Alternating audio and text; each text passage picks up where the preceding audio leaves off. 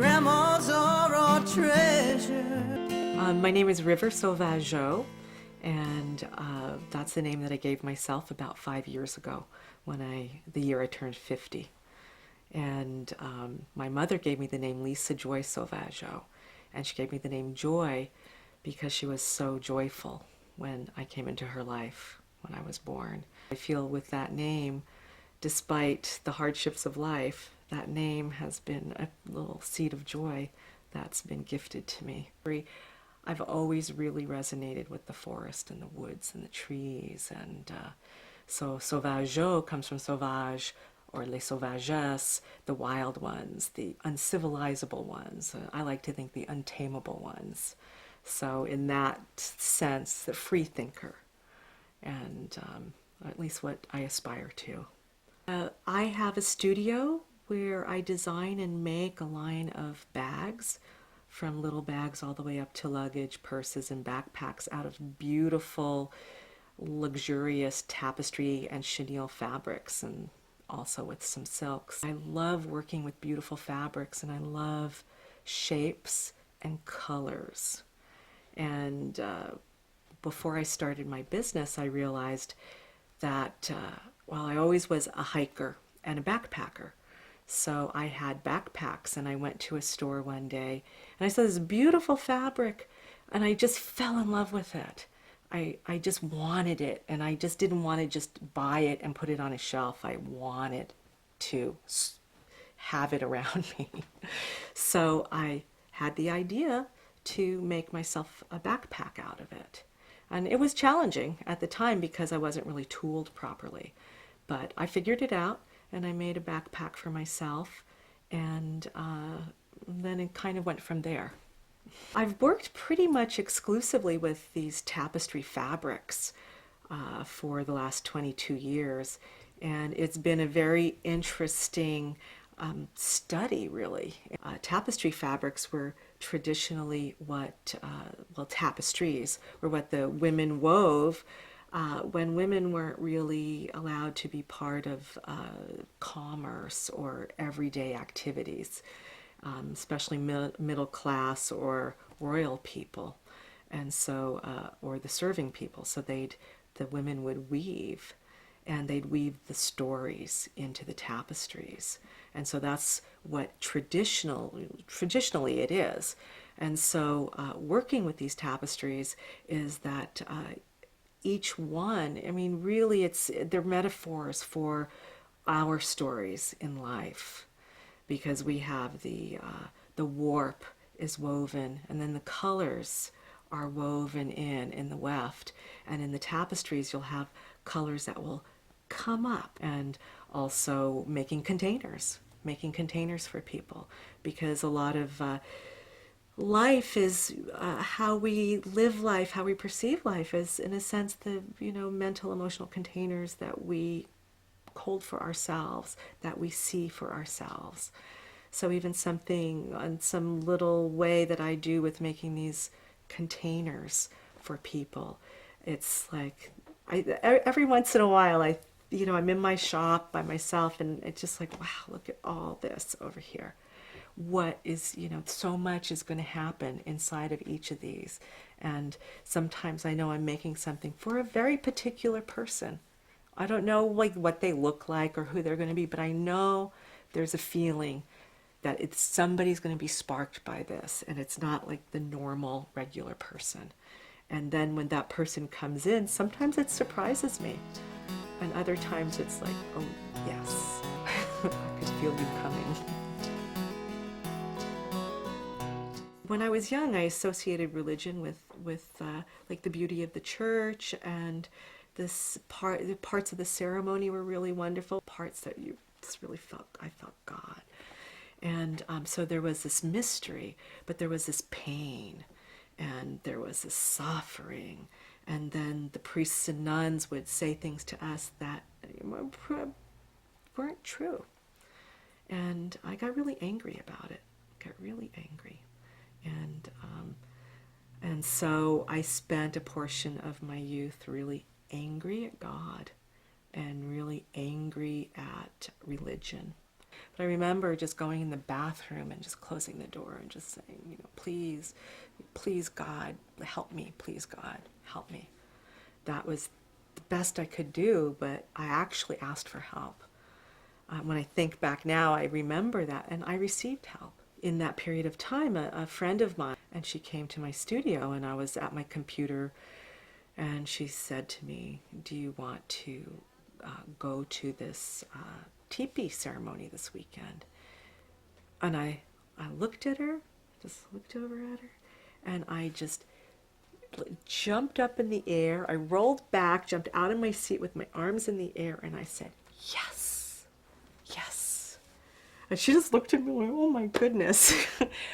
But I recognized that my prayer had been answered. And I didn't know anything about what she was talking about or anything. And what it was a Native American church ceremony up in the mountains of Ojai, and it was run by a Cheyenne man, Colin Kingfisher, who we used to just call Kingfisher. And so he had a Cheyenne fireplace, and we sat up all night. I sat up all night long for 12 hours in the ceremony. And I recognized this feeling. I recognized this place. And I looked around, and we were in a teepee. It was round. It had a cone shape. And there was a fireplace that had a half moon built out of sand there. And I saw and then these coals that are spread inside. So that fireplace and the coals were like a womb. And the circle was like the circle of protection in there, in the sacred container. And I saw the balance in the energies with the masculine and the feminine. Because too, I grew up a feminist, at the forefront in high school and ever afterwards. So that's always been one of my touchstones. How is it for women in here? So I'm not going to pretend if it's doesn't empower us. It's not good. Everything was in good balance, and so that was really the beginning of my voyage on the Good Red Road, which I continue on.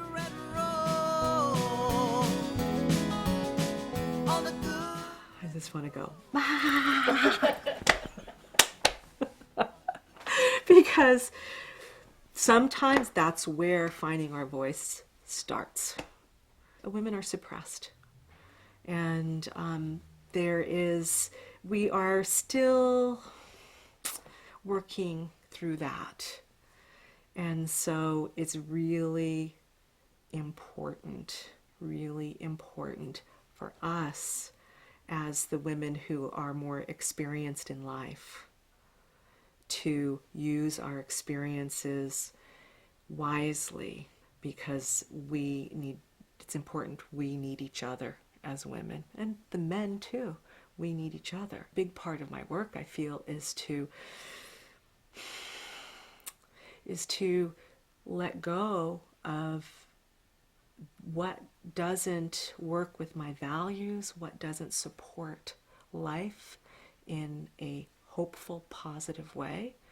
And by that, I don't mean like don't pretend, don't pretend, that nothing's wrong, or you're not feeling pain, or you're not mad at somebody or resentful, or all of the plethora of human emotions that, we're heir to as humans, but to not get stuck. That's the big thing. Keep trucking, keep on trucking, keep on moving. Remember, you might not see the light at the end of the tunnel, but that might be because you're hitting a curve. So put your arms out and keep on going till you see the light. The role of women today is the role that I think it's always been for women, is we are the ones who really are we have the children, we birth the children, we are really, we're about relationships. We're about connection. We're about, the fact that our bodies respond to the cycles of the moon, where there's many of the teachings say how we're in a sense more rooted to the earth and the natural cycles. Aging is a journey. It's a journey. It's a journey through life. And any journey will take us through so many different places and permutations.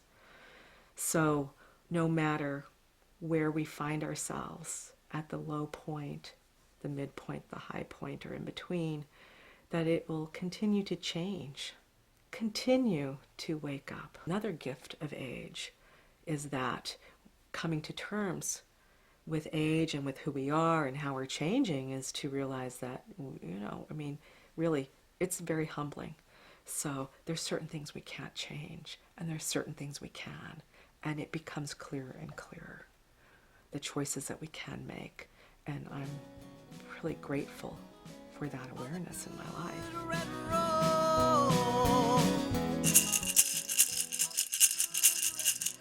Hey, nay, nay, pejuta.